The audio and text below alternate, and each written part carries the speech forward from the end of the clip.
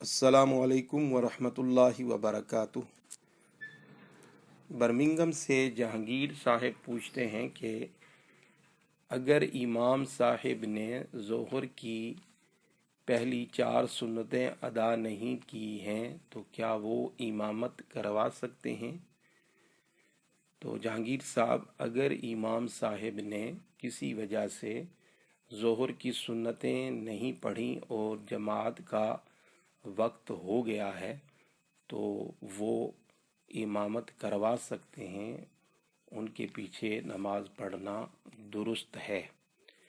لیکن عرض یہ ہے کہ امام صاحب کو ایسا جان بوجھ کے نہیں کرنا چاہیے اور عادت نہیں بنا لینی چاہیے کہ وہ ہر روز ہی لیٹ ہو جائیں اور سنتیں ادا نہ کریں اور بغیر سنتیں پڑھے جماعت کروائیں۔